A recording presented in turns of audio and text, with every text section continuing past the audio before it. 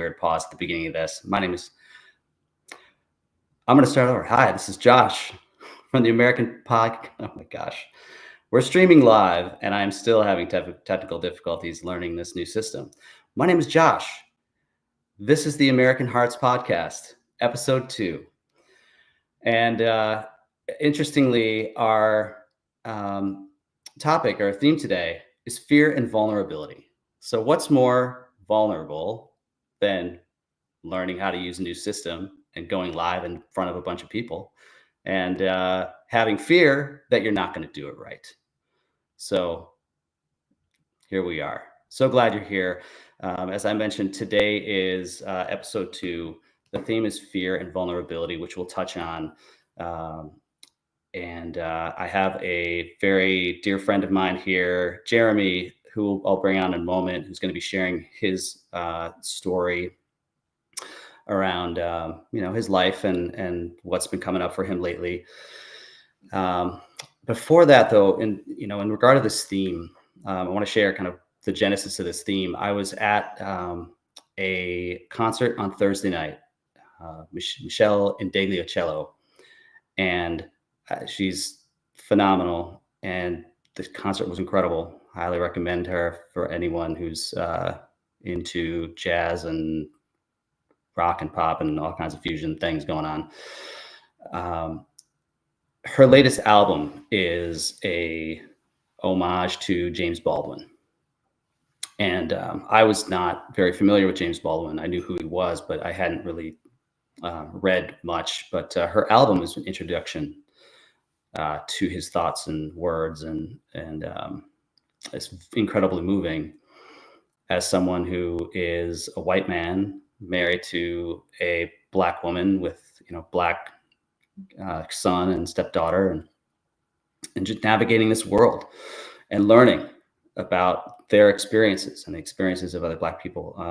And so this quote is in one of Meshell's songs called Hatred, and it's a quote from James Baldwin. I'm going to read this, and this was the genesis of this theme for this week. Hatred, which could destroy so much, never failed to destroy the one who hated, and this is an immutable law. I imagine one of the reasons people cling to their hates so stubbornly is because they sense that once hate is gone, they will be forced to deal with pain. So again, that's a quote from James Baldwin. And what I took from that, I think in the context of his writing, it's about race and racism and the hate that one race feels toward another. In this case, whites toward Blacks, Black Americans in particular. And, I have it that in today's society, that's still true. And we're seeing it pointed toward transgender. We're seeing it pointed toward the immigrant community. We're seeing it pointed toward a number of marginalized groups. And, in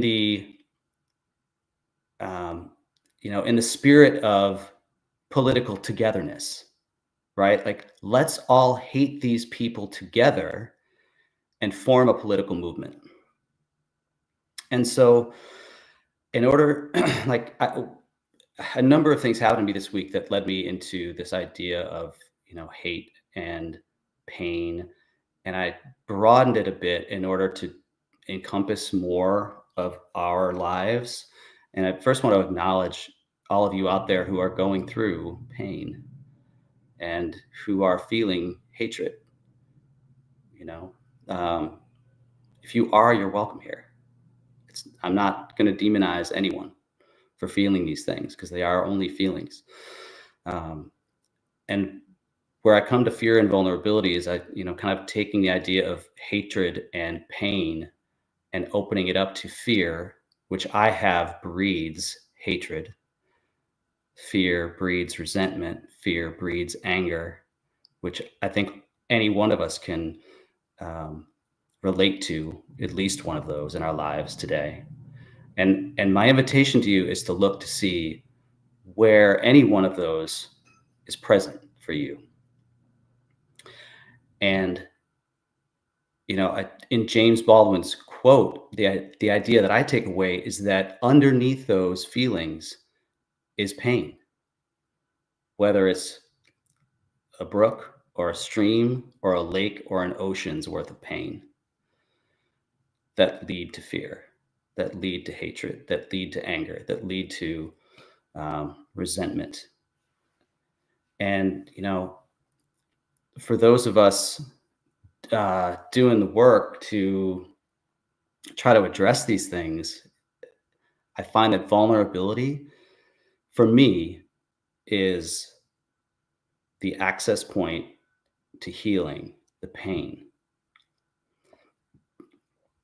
And so, my invitation to you during this podcast and throughout the week is to see what's present for you now, what might come up for you as Jeremy and I are having our conversation, and look for thoughts of hatred, look for thoughts of resentment, thoughts of pain, thoughts of anger, and look underneath the surface and see where the pain is, and be courageous.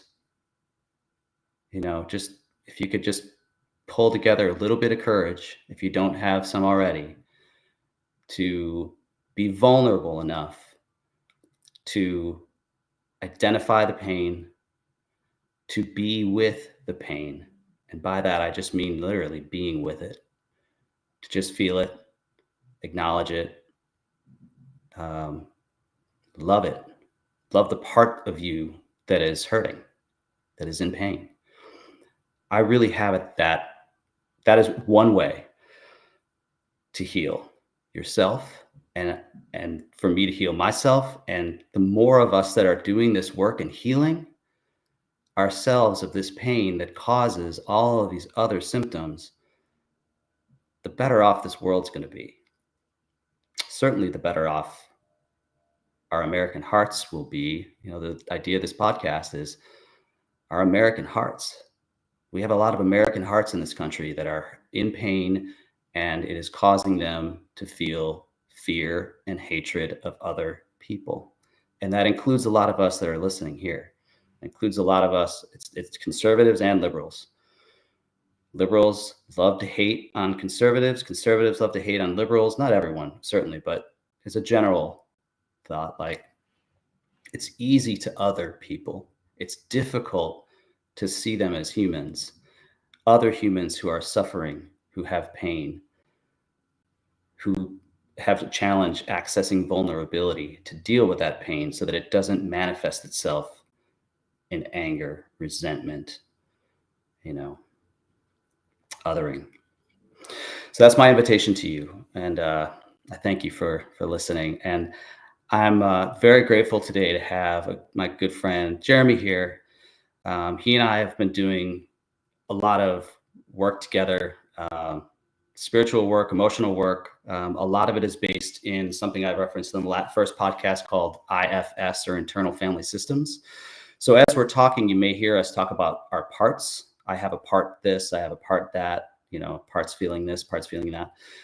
This is part of that IFS, internal family systems methodology of therapy that was created by, Jeremy, you're gonna have to help me with this guy's name, Dick something, I can't remember, Dick Schwartz. So let me bring on Jeremy. Again, good friend, very grateful to have you here. Jeremy, you're now with us. And I'd love to hear whatever you'd like to share. We talked a little bit about this podcast and what's coming up for you, and wherever after what I just said, or you start wherever you want to start, and then we'll follow on with the conversation after that. Yeah, man. Thanks for having me. And yeah, glad we're doing this work together, dude. I'm sure you've heard this quote, but I guess I'm gonna throw a quote back at you too. and this has been I heard this in the recovery community. Our deepest fear is not that we are inadequate. Our deepest fear is that we are powerful beyond measure. It is Mm. our light, not our darkness, that most frightens us. We ask ourselves, who am I to be brilliant, gorgeous, talented, fabulous? Actually, who are you not to be? You are a child of God. Your playing small does not serve the world. There is nothing enlightened about shrinking so that other people won't feel insecure around you. We are all meant to shine as children do. We were born to make manifest the glory of God that is within us. It is not just in some of us, it is in everyone. And as we let our own light shine, we unconsciously give other people permission to do the same. As we are liberated from our own fear, our presence automatically liberates others. That's what came up for me when you were just sharing there, dude. Yeah, that's a favorite of mine. Yeah, dude. That's I love that it's a quote. good one.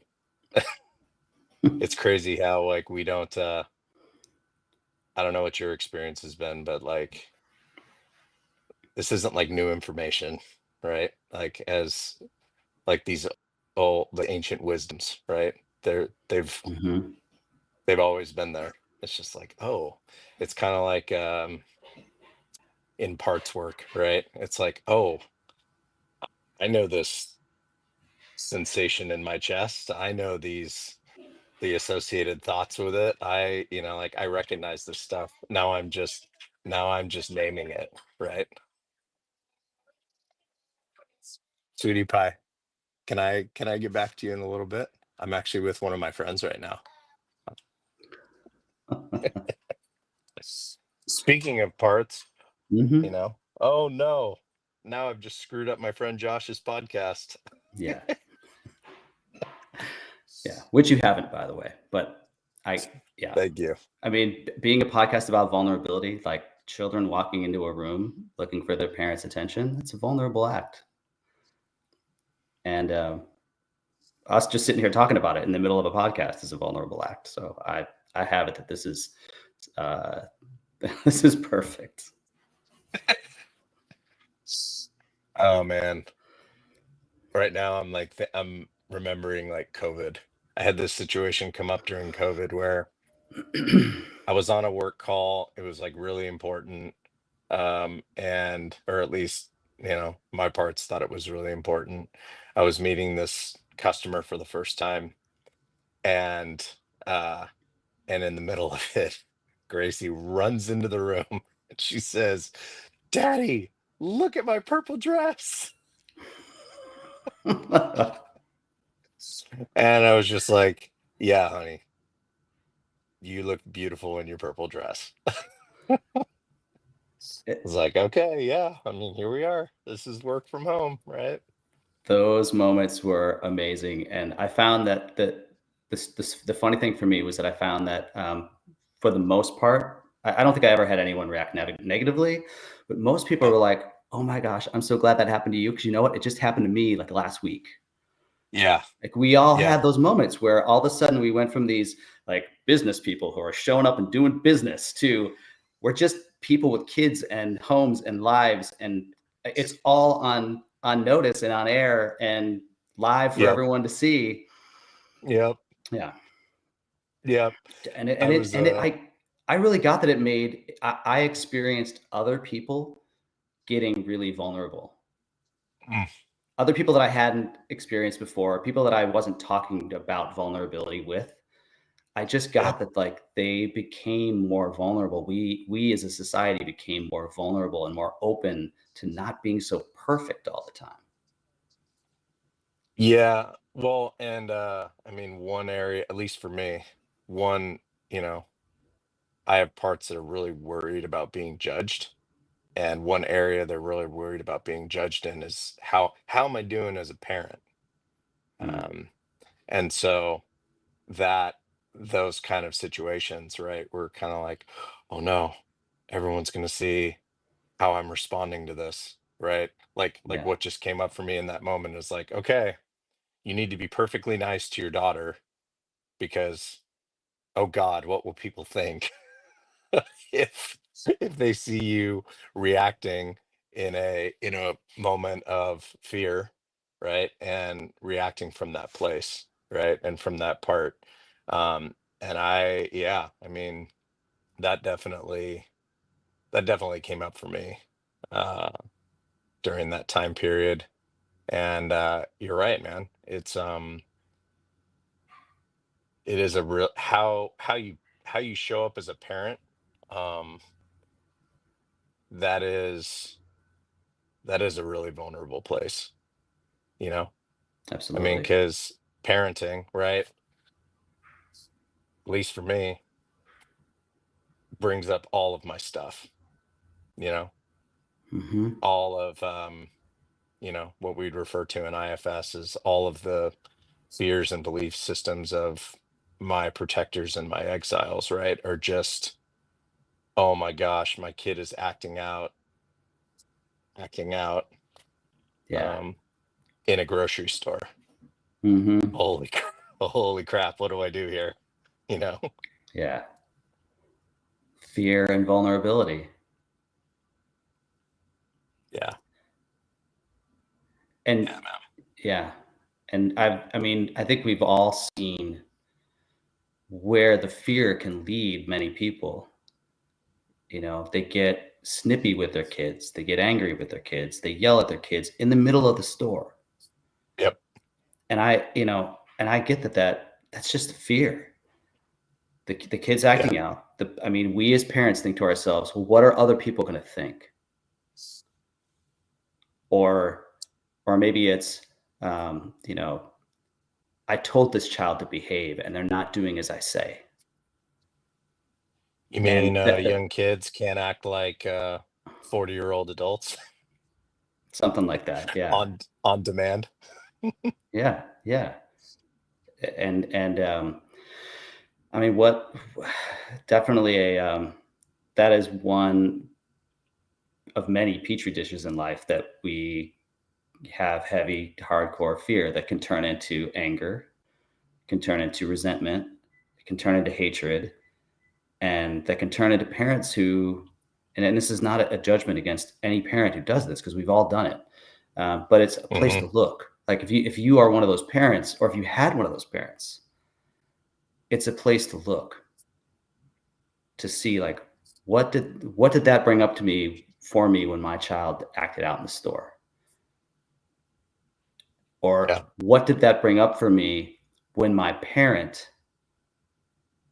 yelled at me in the store or Mm. physically harmed me in the store, or emotionally, physically abused me when I got home. Like that's the result of ultimately fear that drives anger, that drives hatred, that drives all these things. And this is my take. I mean, it's a lack of willingness to be vulnerable, or not, maybe not willingness, of just ability, knowledge, awareness of the fact that vulnerability is there. And if I can access vulnerability, I can work through these things without getting angry, without getting full of hate, without, you know, in a loving and appropriate way.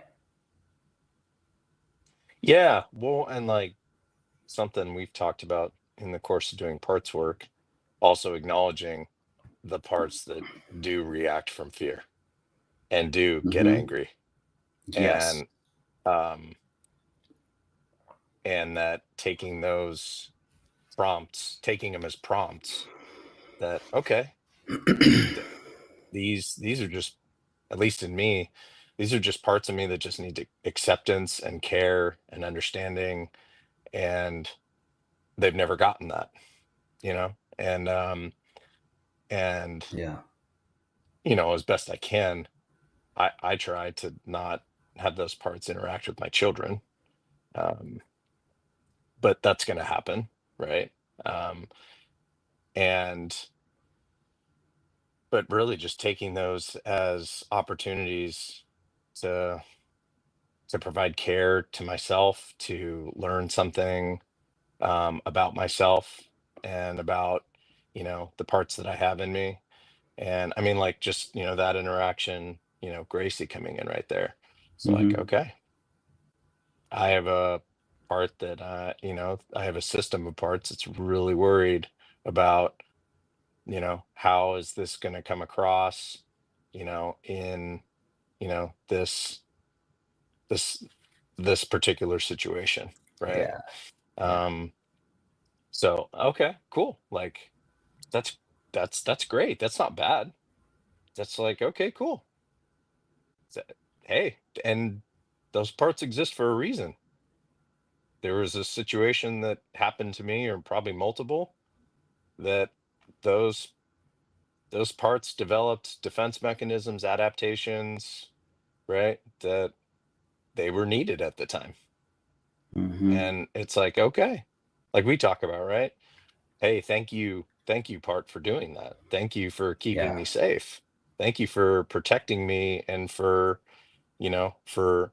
taking on this role that, nobody asked you if you wanted to take it on. You just had to do it because Hmm. there was nothing else there to take it on and to keep me safe, you know? Yeah.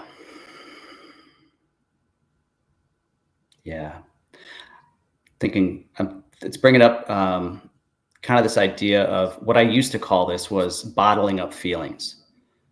I think a lot of us over the years have heard people say, "Oh, those that stuff that's coming up for you is just bottled up feelings. You just suppress those feelings."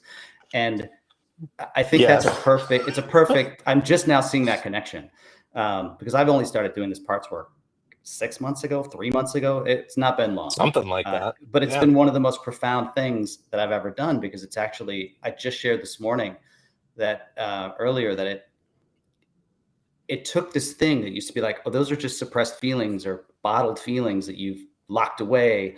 And now that they're coming up, they come up in different circumstances in life, like when our child enters a room and we're in a public, thing like a podcast or whatever other scenario.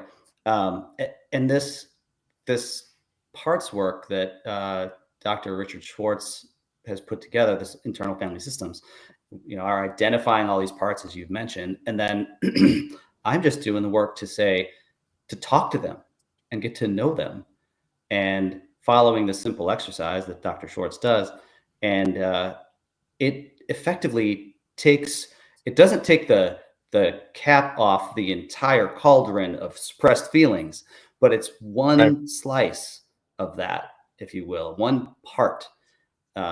And I've had multiple of those come up for the last couple of days. Like I had a situation yesterday where I was with, I had I'm going to know a ton of detail, but I had um, a heated confrontation, let's call it, with some family members who I love dearly and who love Hmm. me. And it was over something that was, in and of itself was small, but the feelings that came up from all of us were really big. And in after the fact, I had identified two very distinct parts. One of them was really angry. Like, who the F are they to come to me with this bullshit? Like, it was just pissed off. And Yeah, and I get that a lot. I've had a lot of that in my life where just me too. self-righteous anger, like they're wrong, I'm right. And I think we would call that a protector, Yep. right? It's there to say that I'm right and therefore I'm okay. That can like help calm the part of me that's vulnerable. Right behind the anger was another part that was so sad and so upset because it and I love these people so much. And the idea of this thing that I did causing a massive rift in that relationship was just too much to take. It was and it was so upset. And I was able to verbalize a little bit of it yesterday, and it was something to the effect of like, I'm trying so hard to be just right so that people will love me and they'll Yep. allow me to love them. Is Yeah. probably more importantly, they'll allow me to love them. Yeah. And And so I had this anger and I Mm. had fear, and I got to talk to both of these parts of me. There weren't long conversations, just long enough to say, "Hey, I see you and I love you and I'm so grateful that you've." They were, I think, 9 and 13 years old. Generally, these Yeah. parts have ages for those who are not familiar. Hmm. And Hmm.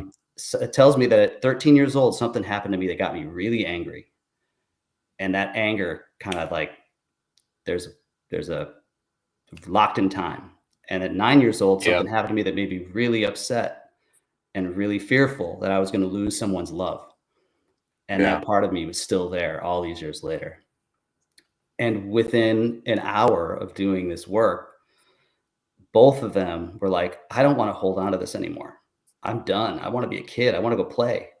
And I said, Yeah. great. I can hold that for you. And they were willing to let go. And it came through me. And from a vulnerable place, I will say that what that looks like is me laying on my bed.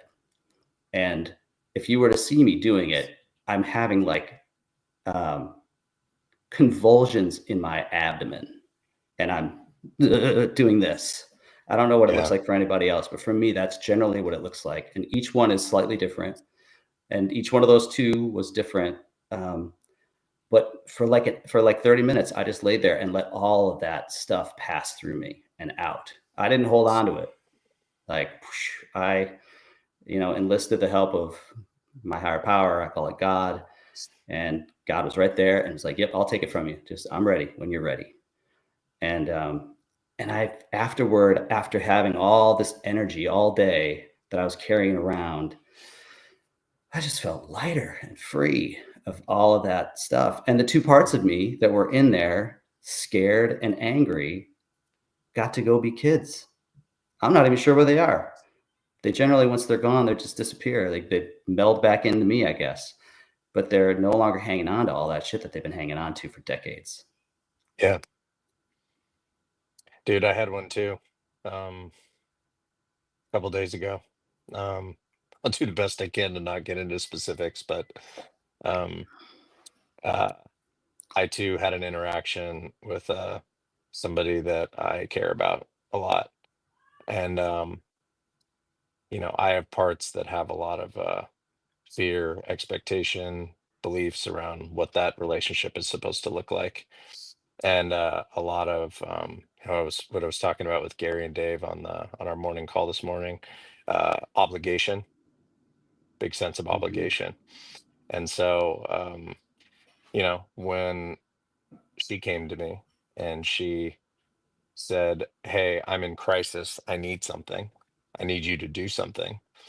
Um, you know, in both of our respective families, we it was a competition for whose needs get met, right? Like, and Yeah. so, in this particular interaction, it's that's whenever that comes up, those system of parts that were created in defense of that, that's what comes up, you know. And so one of those parts is one of its defense mechanisms is to be annoyed and to let the other person know how annoyed they are, Yeah. right? Yeah. And so that Yeah. was my Yeah. response to that situation, was to roll my eyes, you know okay, fine, you know um and then in and then so okay, back to where we started the conversation. Somebody was just coming into Gracie's room and hanging a wreath.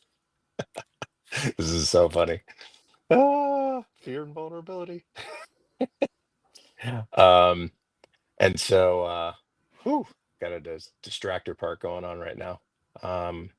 So what what ended up happening in that situation was, I go downstairs and I do this activity that, you know, her her part was asking me to do.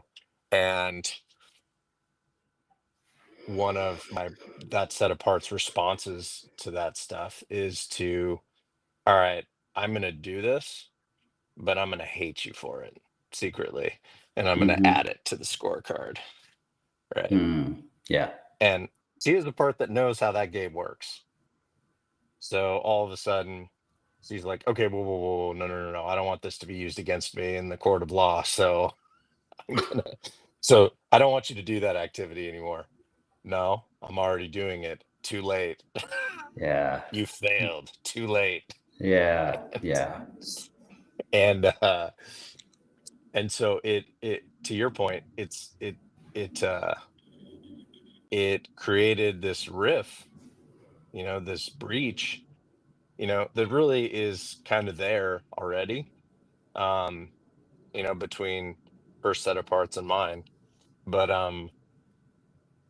But yeah, like to your point, like it's recognizing what helped me anyway was just to recognize, oh, okay, this is this is what's going on, and this is the game or the belief system that hers and mine. Although, well, I shouldn't make assumptions about hers. I know mine are operating in, right.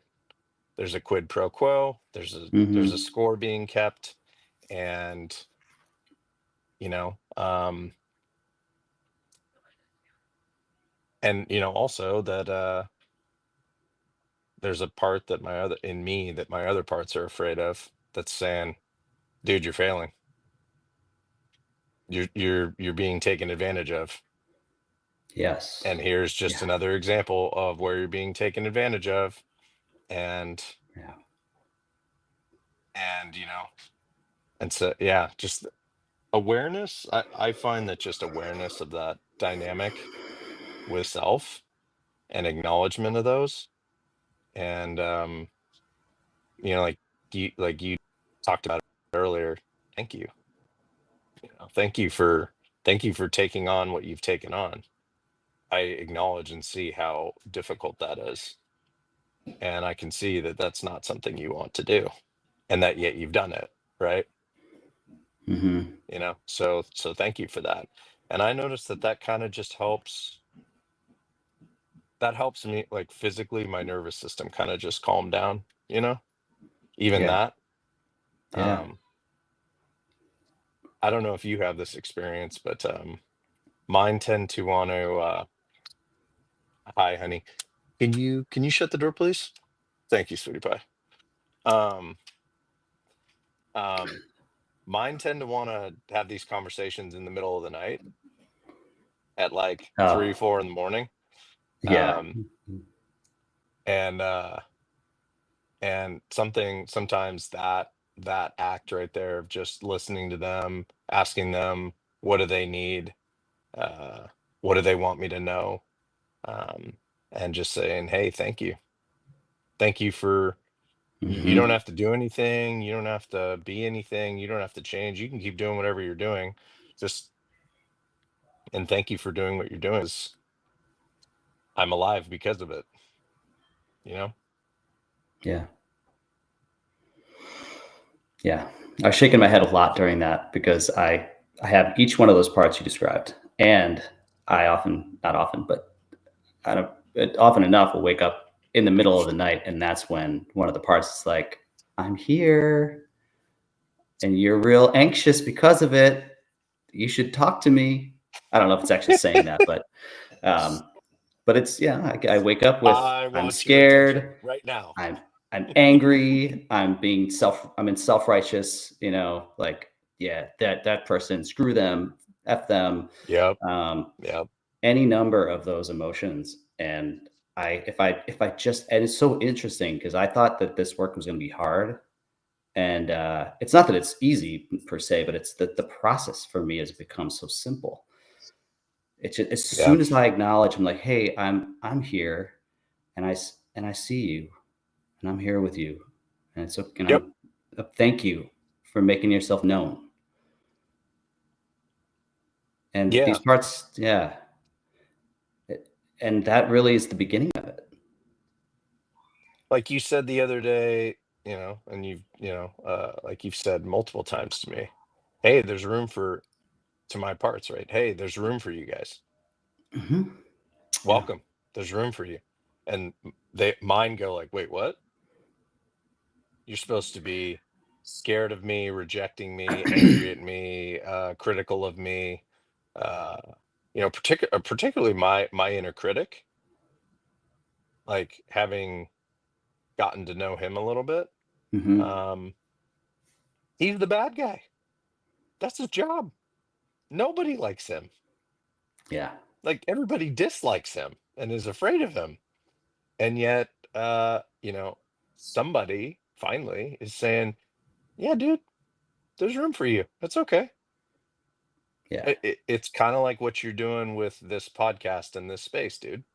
It's like that's what you're saying to the collective. Hey, there's room for you. Whatever your belief system, whatever your reaction to that, political belief, whatever it is, there's room for you. That's okay. And there's space to talk about it. And yeah, there may be parts of me and others that judge you, but as best we can, we're not going to do that here. We're going to Yeah. acknowledge and accept and validate, right? Yeah. Like, which is awesome, by the way. We all need that. Yes. Especially in today's, and our just social climate. I was about to say political climate, but it's our social climate.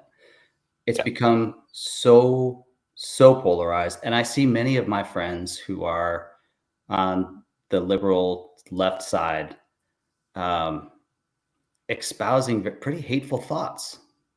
Yeah.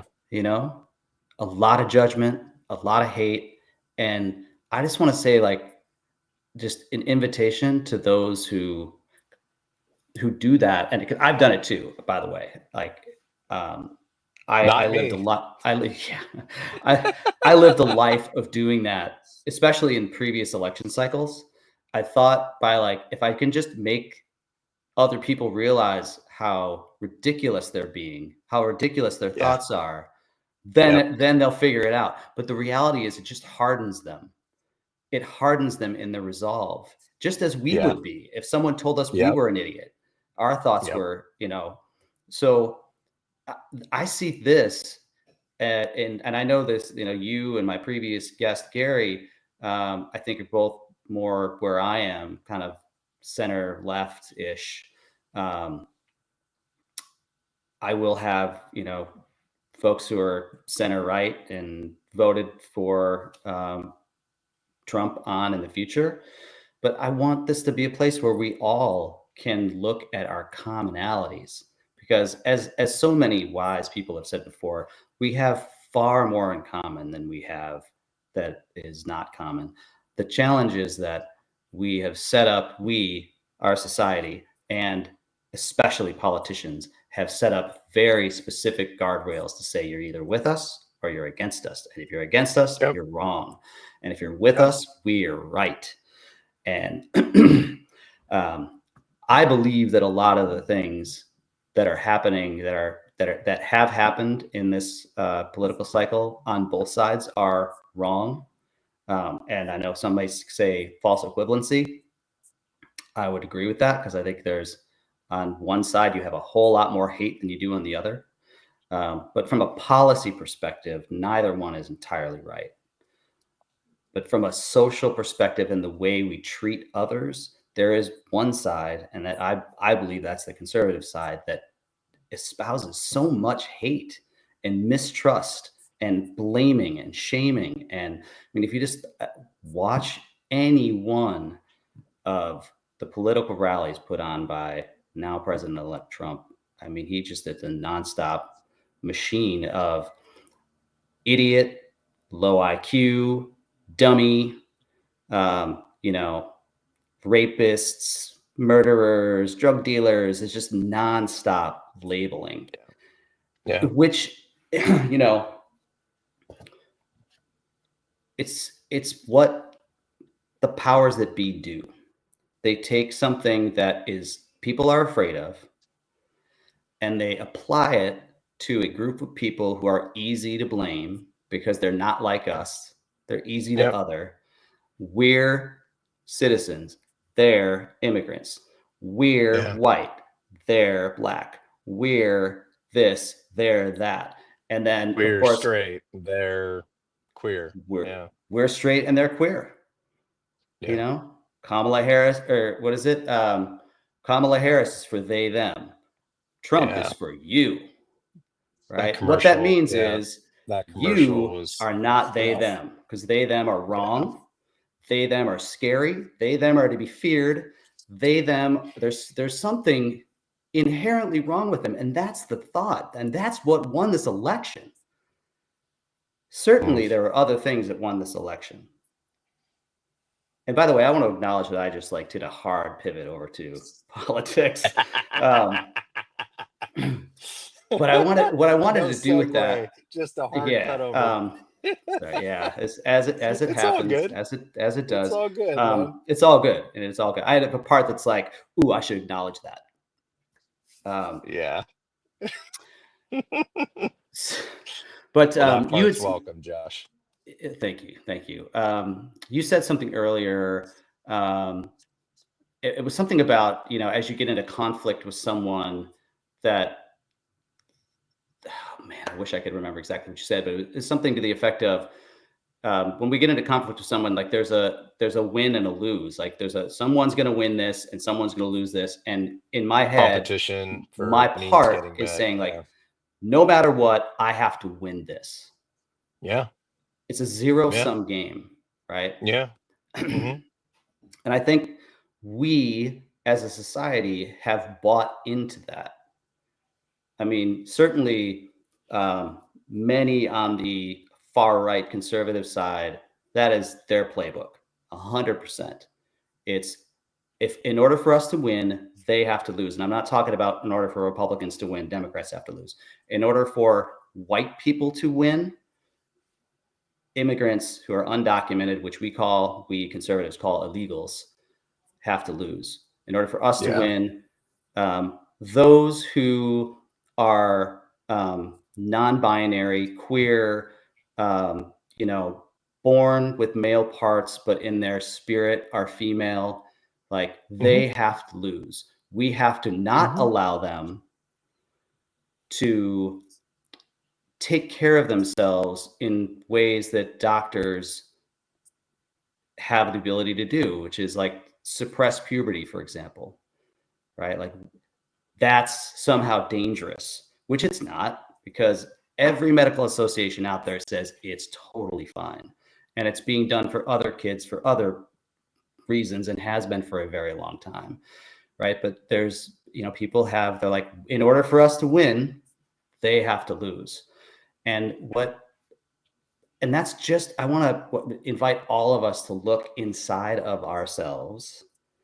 Especially, I'd imagine for today, at least, there's more people on the left than on the right watching this.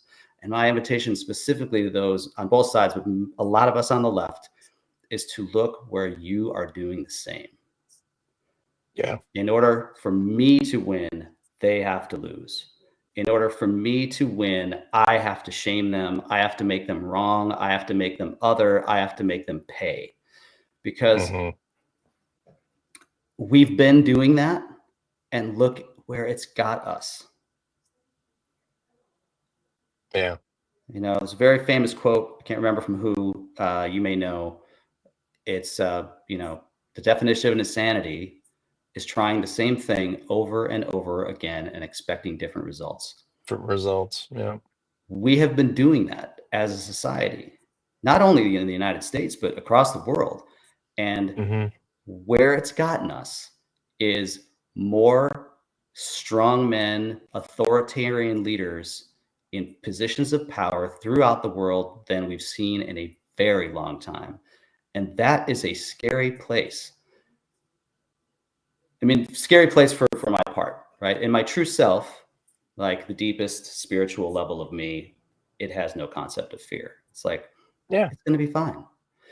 Yeah. But, you know, for the part of me for the parts of me that live in the society and want this society to treat my son with dignity and respect, no matter who he chooses to be, or she chooses to be, if he today decides to be a she tomorrow, or they, them, Like, I want them, they, she, he, whoever he is. And by the way, he's also Black.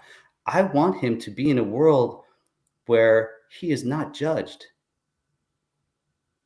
Yeah. but for the content of his character, right?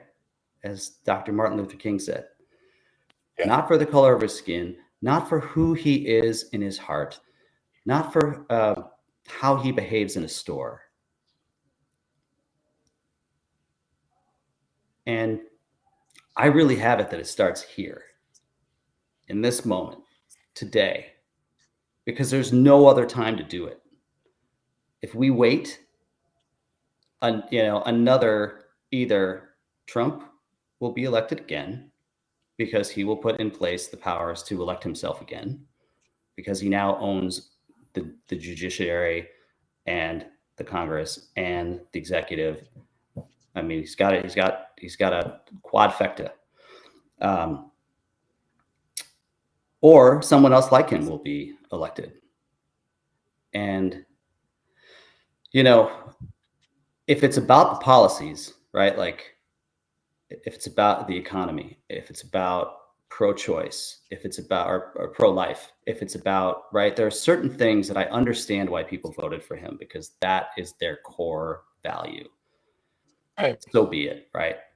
But at Right. least let's acknowledge and identify and not ignore, as many of the Republican and conservative folks have asked us to do. Oh yeah, just he's a blowhard. Just, don't pay any attention to that. Just focus on the policies. Well, that's fine from the policy perspective, but it's not okay when we think about what that is going to turn our society into, because we're now raising, you know, a new generation of kids who see that what makes success and power is hate and disdain and othering and, you know, sexism, racism, you name it. It's all mixed Yeah. in there. Yeah. We can't ignore that and expect that our society is going to become a kind and gentle and loving and accepting place for everyone. We just can't. And I really believe that even for those who are, the most adamant supporters of, you know, only men in the men's room, only women in the women's room, I Right. come back to fear and vulnerability. Right. Their beliefs are based in fear, which leads to distrust, which leads to anger, which leads to hatred, which leads to policy.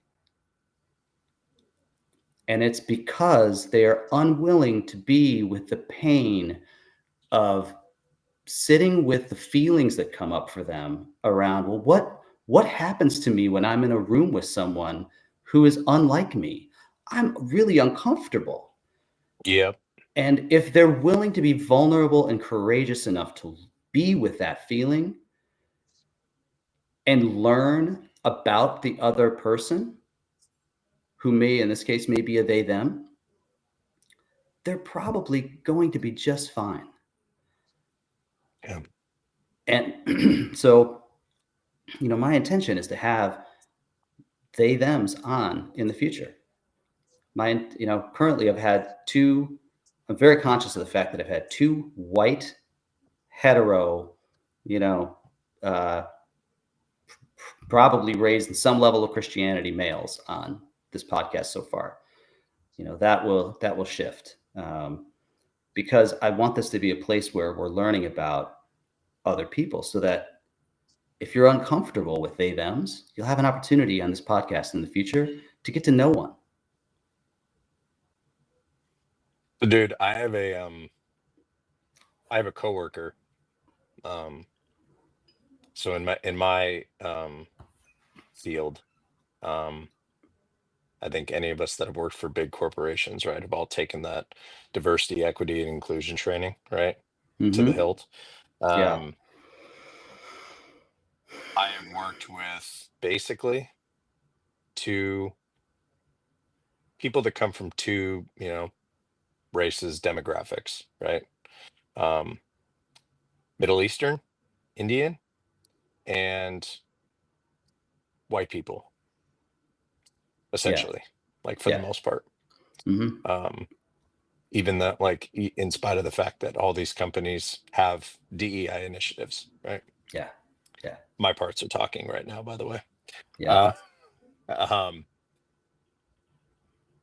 for the first time, I have a coworker who's now a friend who identifies as a they them, right? Hmm. Yeah. And at first, for me, like, I the real me is, it doesn't matter if you have a pulse. If you're alive, you deserve the same shot as anybody else, right?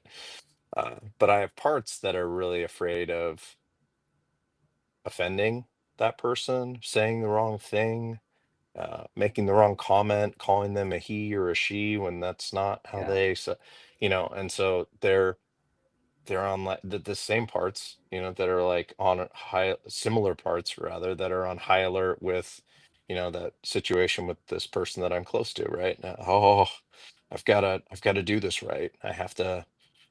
If I screw this up, then I'm going to get rejected, or I'm going to be judged, or and to your point, um I grew up in the Bay Area, so so at least the Bay Area that I grew up in, if you were Hmm. cool, you're cool, right? Who cares, right?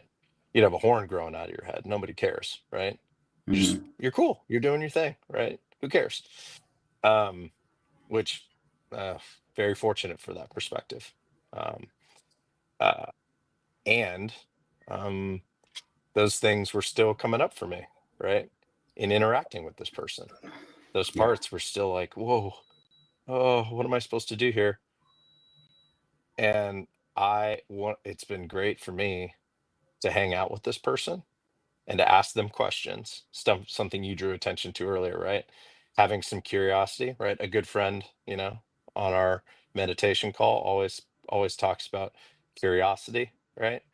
Hmm. As opposed to what at least my protective parts do: take partial information, make a bunch of assumptions, rush to judgment, right? Yeah. Don't be vulnerable, skip that, right? Yeah. Because Hmm. it takes a degree of vulnerability to ask questions, right? And to be curious. So this person, for starters, 2 patents in artificial intelligence. So not a token hire by any means. Yeah. Like, they're a badass in our field. Um, and also, just like, they talk about the same stuff we do. They're working on the same stuff we are. They're there's a depth to them that they're open to, right? And that they share openly, which is just, I said to them the other day, it's been so helpful to be your friend. Like, Hmm. and thank you for giving me space to ask questions. And, you know, because quite frankly, I am physically as I am, I'm the person that the system favors, right? Yeah. Yep. So as much as I want to, right, I don't have that perspective of somebody who physically looks different or has a set of belief systems that, society deems as different from us, right? Ours, right? Yeah. And so having somebody to ask those questions to that's open to that, um, like, to your point, man, they're just as human being as me, you Yeah. know? Yeah. And quite frankly, like, they're really freaking good at what they do. And they've got uh they hold space, like, just like we do for each other. They hold space for me to talk about, whatever I need to talk about. I mean, yeah, dude. And I think Yeah.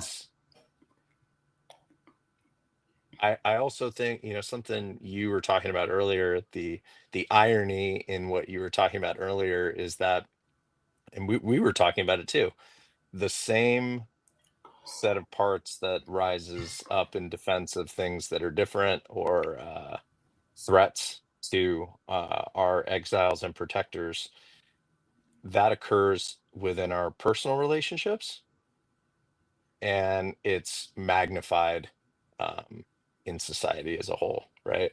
Yeah. And what I love about what you're doing is you're inviting people to look within themselves at that discomfort, as uncomfortable as it is, Yeah. and those parts, and not judge them, not be them, well, or even acknowledge that there's judgment and fear about them. Yeah. But that Yeah. there's space for that, right? There's space, Hmm. that there's space for that, and that's okay. And that just even holding space for that, for those things, Hmm. that's that kind of makes like the whole like judgment and othering and all that, it kind of makes that really, at least my experience with it, it doesn't makes it really not matter, right? If I'm paying attention to what's coming up for me, the parts that are coming up for me and the parts that need care, the Hmm. other person did, it doesn't really, kind of just disappears, it doesn't Yeah. really matter as much, Yeah. right? Yeah. Hmm. It, because then I have this awareness that it's like, that's not like Gabor Mate has a great a great analogy for triggers. Uh, yes, the other person may be pulling the trigger, right? But the explosion occurs within me. And Hmm. it's the explosion, right, that I need to look at, right? So Yes. yeah, the situation and the person associated with that situation, sure, they're contributing. But the explosiveness, the pain, right? The Hmm. fear, right? That that's occurring within me, right? Yeah. Absolutely. Absolutely. It was bringing me back to situations I've had here in the house where I get it. Someone says the wrong thing to me, looks at me sideways, or I perceive them as looking at me sideways, or I perceive something they said that was completely benign. I perceive it as hurtful, and explosion. And that's and for those listening, again, this is like an invitation for you to take a look, because and for me too, the explosion, Me the too. part of me that's like, ah, or "Ee," right? Like, am I fearful? Am I angry? Am I resentful? Am I um, hateful? And this can be in your personal life. It can be on social media. It can be in politics. Um, the invitation is to look inward. Yeah. I've always Yeah, loved. man. I've always loved the saying, and I didn't realize what it really meant until like earlier this year. If you're pointing your finger at someone, there are three fingers pointing back. And I didn't get what that really meant. I was like, oh, I'm pointing at someone. Is someone else pointing three fingers back at me? No, it's these three fingers on my hand pointing back at me. Gary's Gary's what he says in our meditation group, right? It's okay to take somebody else's it's okay to take somebody else's inventory. Just make sure you put your name at the top of it when you're done. Yeah, totally. Totally, totally, totally. Um, my friend, we are nearing the end of our time. Man, that went Um, quick. it sure did. Is there anything you'd like to share before we wrap up? Any last thoughts or? Um, just that, man, I appreciate that you're creating a space for this. Um, and that, yeah, that like you've said, man, we're all, call it what you want, children of God, part of the greater consciousness, whatever, right? Yeah, Human beings, however whatever, however you describe it, the kind of the spirit of this thing, right? Is that we're all the same, you know? yeah. We really are, regardless of the skin suits that we happen to be inhabiting, Mhm, right? And the, belief systems that, we were trained, conditioned to have. And mhm, we all have parts, they all have burdens, um, and they manifest themselves in lots of really interesting ways. and that, that there's room for all of that, Yeah. There's room for all of it in each of us. Yeah, man. Jeremy, thank you so much for being here, my friend. I love Yeah. you. I'm grateful for you, and so happy you could be here today. Yeah. And Love you too, bro. Thanks for having thank me you. on. Absolutely. And thank you for just being vulnerable, feeling fear, and showing up and courageously being on this public forum. And, if it's just the two of us here, I really have it that that's okay. If it's three of us, four of us, or 1,000 or 1,000,000 people that are tuning into this, like every little bit helps. It's really felt like it's just been you and me, dude. It has Yeah, been, pretty you much. know? We are live streaming, and I don't know if anybody's watching, but this has been great between you and me. So, Yeah. yeah. But thank you so much again. I mean, just means the world to me. Yeah. Likewise, man.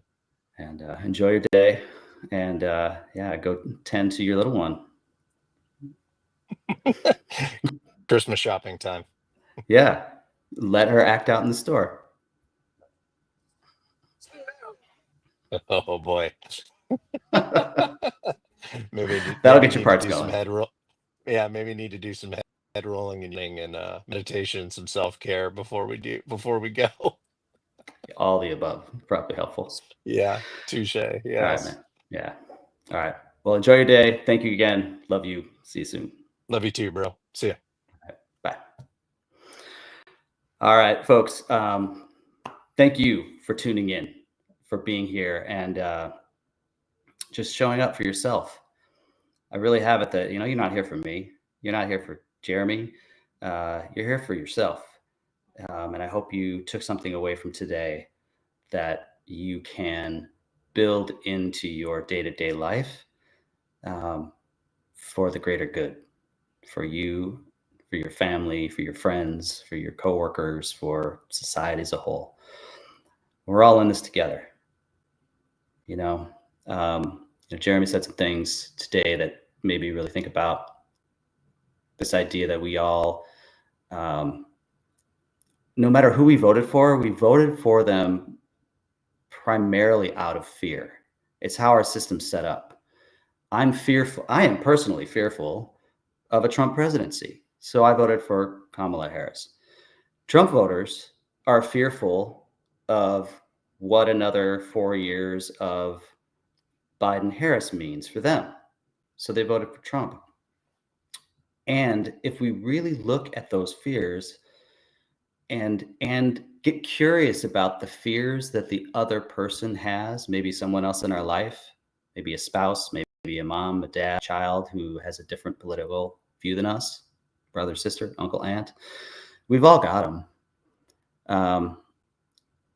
Consider dropping the weapons of shame, dropping the defenses of armor, if it's safe for you, and load up some vulnerability and courage and curiosity to, not to debate, but just to get curious with them about what it is they're fearful of. I have it that these conversations, for those who are willing to have them, right? We can't have them with everybody. Not everyone's ready and equipped, but for those who are able to be vulnerable enough to have a conversation about what they're fearful of that led them to vote the way they did, that can really open up a world to us that we don't see when we're focused on, the hate, the anger, the upset, the resentments.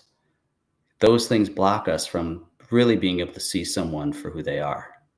A human being trying to do their best to protect themselves, to protect their families, put food on the table, for pro-lifers to protect unborn children, Um, everyone has a reason. Everyone has fear. And often it's the fear that drives us. So take a look at it for yourself. Where are your fears? Where have your fears turned into hatred, anger, um, resentments? And can you be courageous enough, even a little bit, to invite in some vulnerability, pull back the curtain of fear, and see the pain underneath? And get to know that pain. Be with the pain. Talk with the pain, or talk to the pain as a loving, accepting person. And, consider that pain is a part of yourself. We think about parts in internal family systems, IFS, from Dick Schwartz, which I'll provide a link to in this video. And is specifically his book, No Bad Parts. It's a great book, No Bad Parts. Consider that is a part of you that's hurting, that just needs some love and attention, and maybe wants to let go of all of that pain and whatever it is, whatever burden they're carrying. So that's the invitation for you. Thank you for being here. Thank you for showing up for yourself. Thank you for showing up for society. Thank you for showing up for all the other American hearts out there. Like, let's get out of our American heads and get into our American hearts and find our common ground again. That's the path back to, I have it, the path back to a world in which I want to raise my kid. A world in which I want my grandkids, when they're here one day, to live in. The world that I want myself and all of you to live in. A world of acceptance and love and a common understanding. Here's to that. Thank you. I love you all. See you next time. We're going to stream again live around this time, 10 o'clock-ish Pacific, next Sunday. And then we're going to take a couple weeks off and we'll be back in January. Really looking forward to seeing you next week. Thank you again. Take good care of yourselves and everyone around you. Bye-bye.